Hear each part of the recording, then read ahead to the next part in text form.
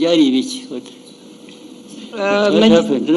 turasere kumenya uko nayo ukurikiranye nkagerageza kureba ikibazo kirimo nkakibura nawe wandi mbere yo kumbaza banza unsobanurire menye ibyabaye n'iki. Murakoze nyakubahwa Perezida wa Repubulika. Ikibazo cyabaye ko ntazi igifaransa neza ku rwego nyakubahwa Minisitiri yumvaga nkwiye kuba nkiziho. Ngerageza gushyira ijambo rye mu Kinyarwanda kugira ngo Abanyarwanda bumve.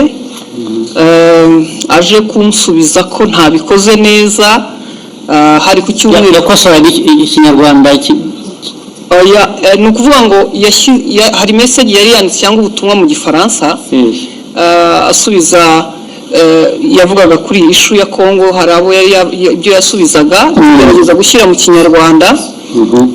Ngira ngo ntitwabivuga neza nk'uko Igifaransa kibivuga tugerageza kuvuga neza. Hari icyo mwanyuranyijeho se cyo yavugaga?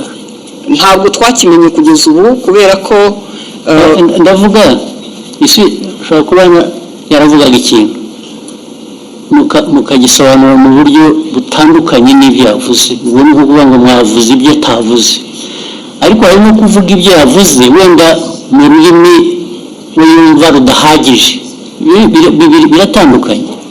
Yego, icyo cya kabiri njye nta kibazo mbonamo kuba wavuga ibyo navuze n'ubu ngubu nimuva ugenda ugasobanura ibintu navuze cyangwa nashubije mu nzira iyo nabishyiragamo, ariko wenda ururimi rukagobwaho akantu gato ntabwo njye nabibonamo ikibazo. Ariko ugiye ugahindura ibyo navuze Yesu ukavuga ko navuzemo, ubwo biba byahinduye isura, aho niho nagira ikibazo. Niko byagenze uratapenda. Ntabwo twigeze duhindura icyo yavuze, nuko tutakivuze mu Gifaransa ngira ngo cyanyacyo, kuko na message bisobanuye mu Kinyarwanda ngo bigihwanye n'igifaransa cyiza yavuze. Noneho ashaka intambara z'ubusa kweri.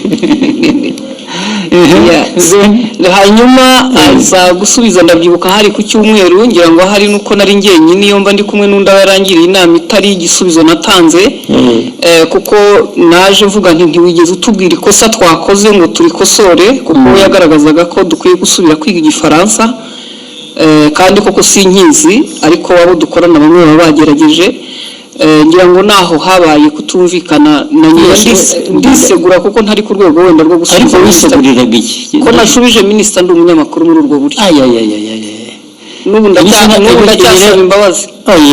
Bishoboka ahubwo azagusaba imbabazi ariwe, kuko ibi bya protocol by'abajanisi ntabwo birimo protocol. Ndabona ushaka iki kintu udashaka kuko nabonye hari ugusaba imbabazi sinabyumva.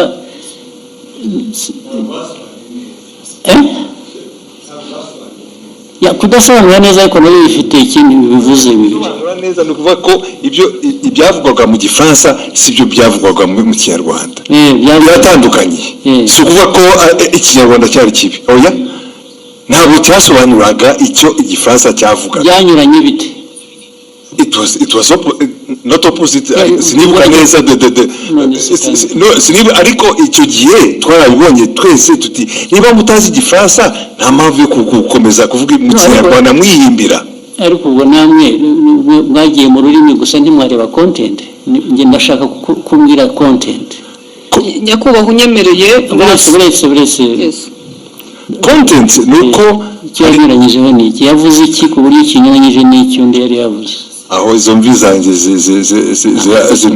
kuko no ariko icyo nibuka icyo gihe kuko twese twabibonye icyo Minisitiri nta makosa yakoze, avuga ati hari ibyo gihe navuze mwebe musobanura mubwira Abanyarwanda ibitari byo.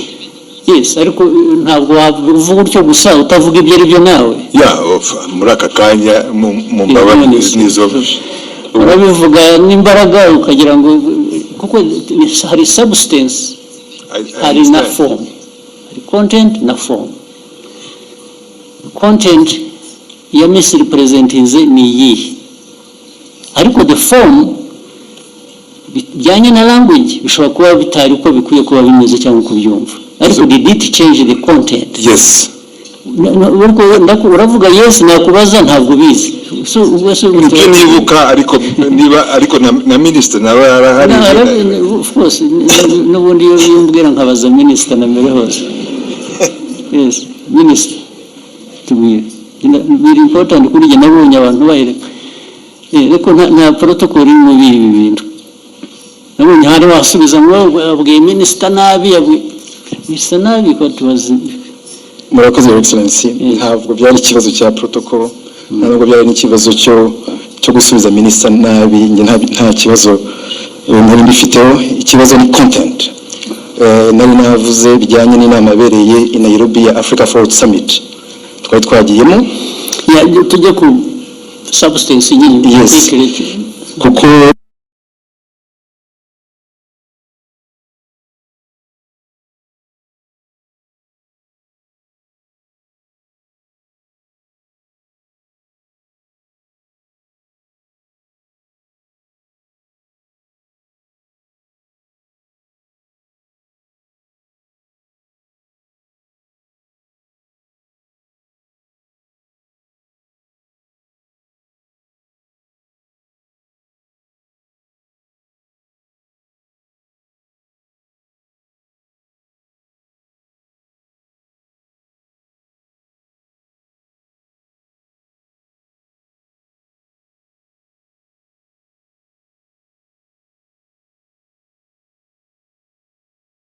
guverinoma ya Kongo yavuze yuko ngo mu nama ngo bavuze ku Rwanda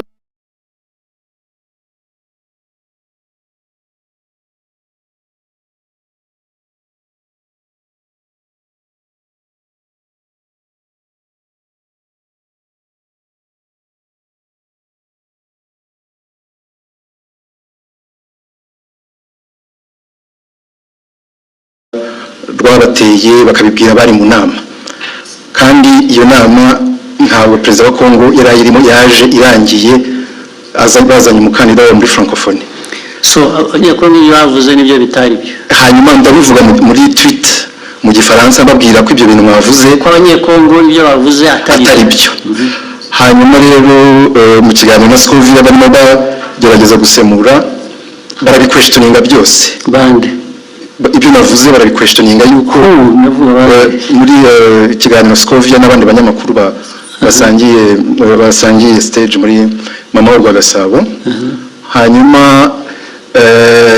baranavuga yuko bavuga ngo iki, bavuga yuko ibyo navuze ahubwo bagiye kubibaza umuhanzi witwa Sherry Silver wari watumiye ngo aze muri party yagombaga kuba after the meeting ya Africa Forward Summit. Kuryo navuze yuko bitanakwiye yuko ariko ibyo bavuze bitajyanye n'ibyo bavuze ni ibiki, nibyo ngibyo byuko Kongo yanenze u Rwanda mu nama kandi Kongo perezida wayo ataranahari. Ibyo nibyo navuze bo baranabikwestioninga, banabikwestioninze cyangwa babireportinze ku buryo butari bwo, babikwestioninze ibyo navuze. Bavuga ko ahubwo baza no kubaza umuhanzi, babikwestioninze bavuga ko ibyo wavuze bitari byo, nicyo cyangwa ko bitari byo, ko bitumvikana, ko ahubwo baza kubaza uwo muhanzi ko ari we wenda uza kubisobanura. Ikitarumvikanaga ngo nikize nibyo nanjye nibaza, kuko ibyo navugaga byari clear, kuko Kongo yavugaga ko ngo batunenze ko mu nama ya Africa Forward Summit, kandi Kongo itari nahari baraje. Ibyo ni Kongo yabivuze, ngewe ndabinenga muri tweet mu gifaransa. Hanyuma ahubwo barananenga bavuga ko bidasobanutse ibyo ndimo mvuga, bitasobanutse meaning what, ko ibyo mvuga nenga Kongo ko bitari clear, kandi ari nge wari uhari muri iyo nama. Ibyo navuze byari bisobanutse, kandi ari ikintu kimisinga aho ngaho ntumva neza. Bakwandika bavuga ngo ibyo bavuze si byo, bavuze ibyo bo kuri bo bakuvugiye ibyo wavuze se bitari byo. Oya, babikwestioningaga yuko ibyo mvuga babikwestioninga based on what, based ku bintu ntanumva, kubera ko it was clear ibyo navugaga byuko Kongo ntabwo yari mu nama, nishobora kuvuga. Babikwestioninga bavuga se ngo Olivier arabeshya, ntabwo biri ari byavuze, cyangwa yavuze bashatse kuvuga ibyo wavuze ariko babivuga mu buryo butari bwo, batanga indi content. bavuga ko ibyo mvuga bitumvikana, ko ngiye ibyo mvuga nka Minister of Foreign Affairs wari muri iyo nama, ko ibyo mvuga bitumvikana, ko ahubwo bagiye kubaza umuhanzi utari muri iyo nama. Umuhanzi bamubarizaga iki? Kubera ko yari yatumiwe muri party yabaye nyuma y'iyo nama. Hari party yabaye, hari umuhanzi batumiwe ngo bafashe gutegura iyo party, ngo nibo baza kubaza mu bintu byavugiwe mu nama y'abakuru b'ibihugu narindimo. Aho ngaho niho hari ikibazo. Ariko ikindi kibazo muhitamo kubishyira ku rubuga muterana amagambo. Nuko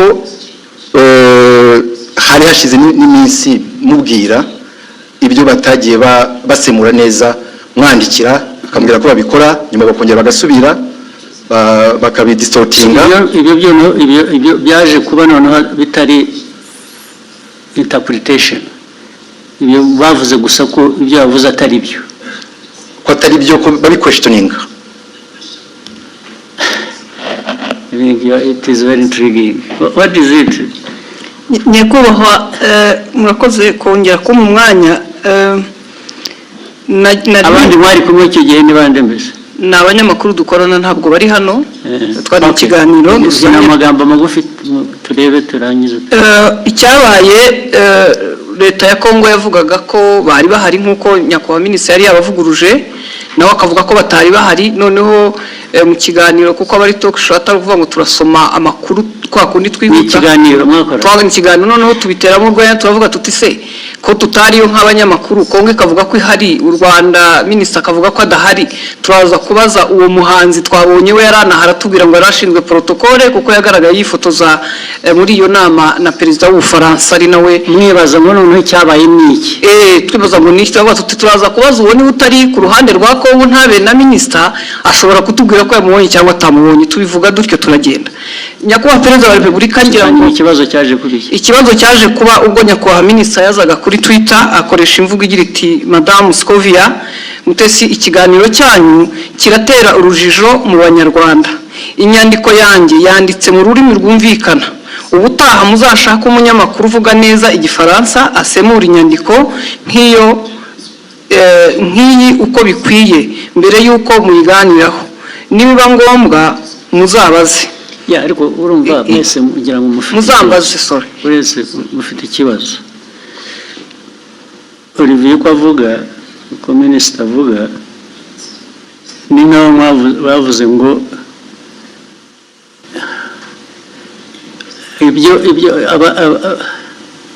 ibyo yavuze asubiza ko abanyekongo batari bahari. Mwavuze ko nkaho bivuga ngo abanyekongo baravuga ngo bari bahari, wowe uravuga ngo ntibari bahari. Nibyo byateye urujijo. Yego. Okay? Ntabwo byaba ikibazo cy'Igifaransa rero cyangwa Ikinyarwanda. Kuko niba uvuga ngo ni inama, ntabwo bari abantu bari bahari. Okay? Then ukavuga ngo minisitiri ibyo avuga ntabwo ari byo, bariya baravuga ngo bari bahari, minisitiri aravuga ngo ntibari bahari. Icyo kikaba aricyo kiba ikiganiro, ntabwo ari ikibazo cya interpretation.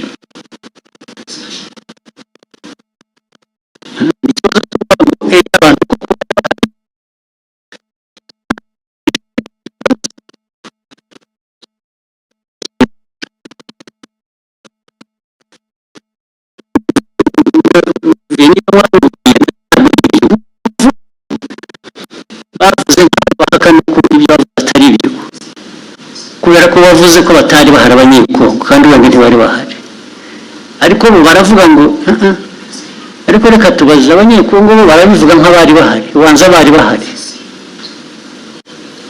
Meaning barashaka kumenya niba wowe ibyo wavuze ko batari bahari ari byo.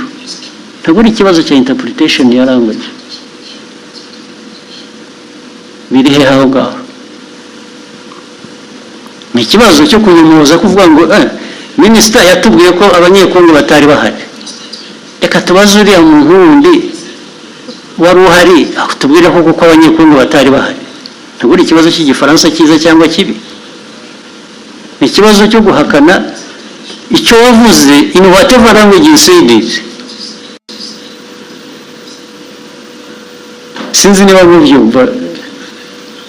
Ahangaha ikibazo cya interpretation ya language kivuye he, cyangwa igifaransa kibi cyangwa ikinyarwanda kitumvikana bivuye he? What is at issue here is to prove that either abanyekongo iyo babivuze koko bari bahari, cyangwa se babivuze babeshya ntibari bahari. Ariko we Olivier yavuze ko abanyekongo batari bahari. So icyo ni ikibazo cya the substance of the argument, is not the language. So mwagihinduye ikibazo cya language gute? Ntabwo twagihinduye ikibazo cya language. Ndavuga na minister nimbwira. Ntabwo ikibazo cya language ngo uzajya ubwira abanyarwanda no, kuko niyo uza kuba yabyumvise igifaransa neza. Still ajya kuvuga ngo Olivier yatubwiye ko abanyekongo bari bahari kandi batari bahari. Yatubwiye ko batari bahari kandi bari bahari, kuko abanyekongo bari bahari. Is that an issue of language? Ibyo mukabiterana amagambo mu media gute? Yes. Mwakoze kutwemerera kuba dufite telefone. Nitwa Mutuyezo Oswald. Byose narabikurikiye, ndetse nanjye nagize comment kiraho minister aranyandikira, kuko nanavuze ngo bakwiye kuba babiganiriye mu gikari bitari ko Karubanda. Minister arambwira ati byari bimaze kuba byinshi. Nje uko nabikurikiye nkanabisesengura impamvu minister yazanye mu kibazo cy'igifaransa ni impaka ni ndende, ntabwo ari kiriya gice cyonyine, hari ukundi babisenguraga ukumva harimo makosa. Ntekereza ko rero mubabaje, njye mbona hari ababirigi nibo babazwa. Nta nubwo bababajwe rero na content n'ukuri abantu bababajwe na language. Yego, mu buryo basemuraga birashoboka ko ni isesengura ryanjye. Minister atekereza ati ubwo niyo conclusion bakoze ishingiye kuko baba batari kumva neza ubutumwa. Mpagurutse ngira ngo nyemure iki kibazo n'umuntu yandikira arambwira ati ndabizi ko babikurikiye, saba ijambo ukemura ikibazo. Noneho iyindi interpretation kari akantu ka Sheryl Silver Mutesikove yakubisemo nk'uwiterera urwenya, ntabwo byari ibintu biremereye. Ariko minister aravuga ati mama Rwagasabo yakurikirwa cyane, aba bakurikira bakeneye amakuru atomowe azira urujijo. Ariko amakuru yarari aho ngaho nayahe ko nta kiriya kibazo cyari gikomeye ko Perezida wa Repubulika kumva abanyekongo bavuga ko Perezida yarahari kandi yaraje byarangiye, ndavuga Tshisekedi. So noneho we minister yari itonze ashishimura message azimba arabwira abanyekongo noneho babazwa no kubona ari abantu baje bagasa nk'abayigabanyiriza ubukana, ariko ni ibintu bashoboraga gukemurira mu kikari. So ni ibyerekana y'ugutinda ubwo bavuga kubikemura. Nge ntabwo ndabona ikibazo cy'icyo ubanza, ariko mwarabuze akazi muri nkora gusa, ariko na ba ministers mwajya muri iyo argument harimo iki ko ntaracyumva n'ubu. Albert wahoze kuvuga cyane muzirukomeye we substance aho ngaho yabaye yihige ko nayumve yazanye intambara mu bantu bakajya iki batubaze. Nashatse nantuza ndanayibonye wa mugani byatangiye ari uko abanyekongo ubwabo batangaje inkuru itari cyo kwa kundi ibyo okay. So noneho minister arabasubiza babwira ati ibyo mwavuze sibyo, nta nubwo Perezida yari ahari. Exactly. Hanyuma muri interpretation noneho Toko yavuze ati iki kiganiro cyanyu kiratera urujijo Munyamahanga. Urujijo rwatewe n'uruhe mbese bari urujijo mu Banyarwanda. Inyandiko yanjye yanditse mu rurimi rwumvikana, ubutaha muzashake umunyamakuru uvuga neza igifaransa. So ni interpretation y'igifaransa yari yanditse bo batangiye ariko minister we yajya kuri content agasobanura icyo bakosheje bikava mu rurimi, kuko issue ntabwo ari ururimi hano. Issue ni content yuko bamwe muri abo bantu badiscussing ari side ya minister ari abanyekongo ari abaganiraga hariho wa misrepresenting the facts. Exactly. Ntabwo ikibazo cya language ariko. No, ikibazo kirimo kuko we icyo yashubije kuko niyo mpamvu minister avuga ati mukwiye gushaka abantu bazi basesemura igifaransa neza mu kinyarwanda. So uko basesemuraga ntuzayishyura igifaransa mu kinyarwanda babwira the public audience. Ubwo icyo yakemuraga ni minister nuko cyangwa gukemura ni ikintu kimwe gusa. Perezida yari aho ngaho cyangwa ntiyari ahari? ntabwo yari ahari. Ibindi byo ururimi wabivugamo rwose it doesn't matter. Ikimataringa ni fact yuko either abantu mu rurimi bavuga urwo rwose rwaba ari ruzima rutari ruzima baravuga ko perezida yari ahari kandi atari ahari. Niho substance iri gusa. Sure. Ariko ibyo ngiye bivuga ni nkaho argument iri ku language, it's not on the substance. The argument is nk'itangazamakuru in fact kubwira abantu ibitari byo kandi nawe impamvu bibaye ni ukutumvise neza icyo gifaransa. Ariko Albert urumva nawe ari we ari na Olivier nyine mufite ikibazo cyanyu ni language, ikibazo cyanyu ni substance. The substance is the wrong message ugeza ku banyarwanda. Iyihe yagejeje yo questioninga ibyo minister yavuze. Now question ibyo navugaga rero ubu noneho bitwayeho byari biri ya questioning ibyo minister yavuze. Now that becomes the substance kurimo. No, it's not exactly arahantu Mr. President Excellency. The problem is where ajya ngo abanyarwanda bumve the substance uko yari imeze. Hanyuma mu itangazamakuru mbere ko utangaza muri audience ukwiye kumenya ko ibyo ugiye kubabwira ari byo. So wasobanukiye nabi ukabwira the audience the wrong message. Yababwiye. In fact they were questioning even ibya minister. Why not? Okay. Why can't the minister's statement be questioned? No, okay, why not? Fine, let's take it. You question the minister. Fine. So, nibyo byabaye. You should be asking what I'm asking. Naho yuko a journalist agomba guconforminga ku byo minister yavuze, it's not right. Okay, in fact, tuvuge nkanjye wabikurikiye icyo gihe kubera ko narinzi inkuru uko yari iteye. For me also I was saying kabisa mugenzi wanjye mu itangazamakuru aratangaza inkuru itariyo. That is my personal. Ariko yatangaje iki ko ya questionings gutangaza no questioninga no kubaza uvuga ko ushaka kumenya ukuri, it's not ntabwo ari gutangaza. In fact ni nkaho yemezaga ko wenda ibyo abanyekongo bavugaga byari byo. Ariko kandi yashoboraga kubikura bericisha make.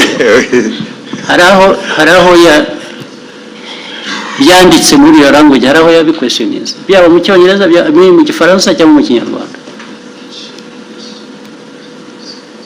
Jewe uko ni minister avuze ibintu wari uhari nk'umunyamakuru nagendera kuri ibyo ngibyo. Kuki munyamakuru wari wese abishatse atavuga ati ngiye ko biri ariko byabaye kubera ko undi yavuze ko atari byabaye, yaba ari umunyekongo cyangwa undi. Ishu ni iyihe none? Ubwo we Olivier wumvaga ikibazo ari iki? Mwagiye mu mpaka z'iki ko noneho bigenda biba even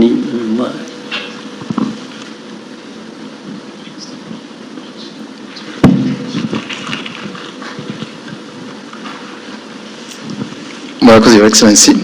Byatangiye kuri ishu yo gusemura mu kinyarwanda kuko bari mu kiganiro nk'abanyamakuru bane uko bagendaga basoma iyo tweet mu gifaransa bagerageza kuyisemura ariko bayisemuye banyuranya n'iki specifically ndashaka ko tuba specific bikava mu bintu bya rusange gusa barabisemuye batanga wrong impression gute n'iki batanze ba distortings muri nk'urugero nabaha kuri ibyo bya Congo kuba ari hari cyangwa itari hari ku buryo hari kugira ngo Scovia yagize navuga ngo ariko ngo wenda bashobora kuba bari bahari ariko perezida atarahari perezida wa Congo ariko Congo yari hagarariwe kandi navuze yuko the chair was empty kandi byari byo chair ya DRC nta muntu n'umwe wari uriho nta n'abantu bari bariho fine kubera ko wavuze akavuga atyo icyo bajya kumusubiza ni ukumubwira ngo no actually nta n'umwe wari uhari gusa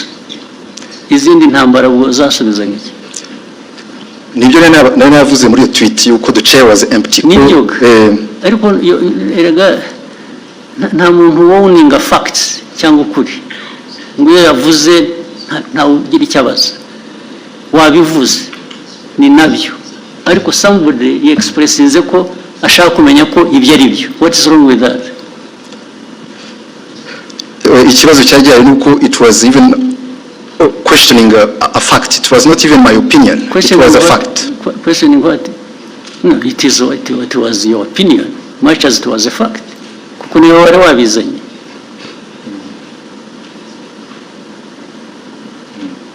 Your opinion can be a fact, much as it may not be a fact.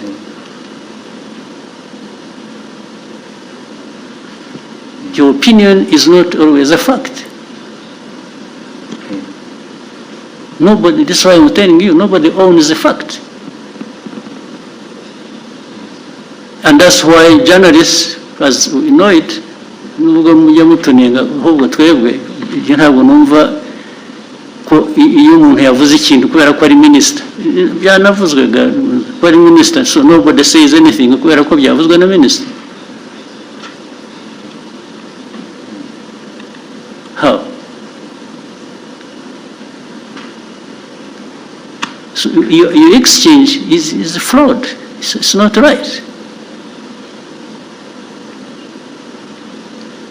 You didn't even, if you really wanted to act even as a minister, you wouldn't have had this exchange like the way you did.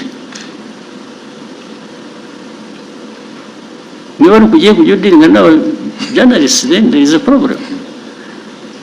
So byabanje kuba ko ari interpretation ya French ni Kinyarwanda kuko ni nabyo wanditse ni nkaho babubwiraga ko bakwiye kuba bazi Igifaransa kizima kitari icyo so byavuye no kuri substance byagiye muri ibyo ngibyo biri n'iki nka minister cyo ubona mu n'iki none. It was just to ensure yuko abanyarwanda bahabwa the right information kubyerekeye ibyabaye gusa. The right information iva mu bibazo bibazwa. If they are asking you and you can substantiate what you are saying, abanyarwanda they are benefiting. Another time actually may question you and find what you said was not right. Still abanyarwanda will benefit.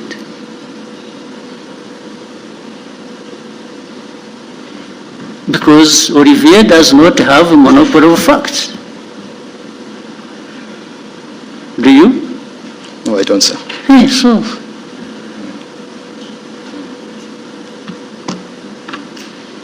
why would you behave in exchange as if you own the facts? Na Albert wagusupportingaga bimura namubaza ko ati ntabyibagiwe ati ntabwo numva mbizi ubwo se what is the argument?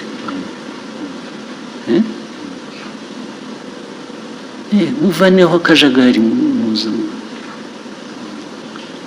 So you ask what you are. Actually what concerned me why I raised it. I saw him apologizing and I thought she didn't have to apologize. Apologize for what? Nasabye imbabazi kubera ko ndi umucuruzi mfite televiziyo minisitiri kuvuga ko tutize dufite ibintu bitameze neza nshobora gutakaza isoko nagombaga kujya mu ruhande rumeze rutya ariko kuri jewe waritakaza wa apologizing. When you apologize, abo nasabye imbabazi nabo bambabarire. There was absolutely no reason to apologize.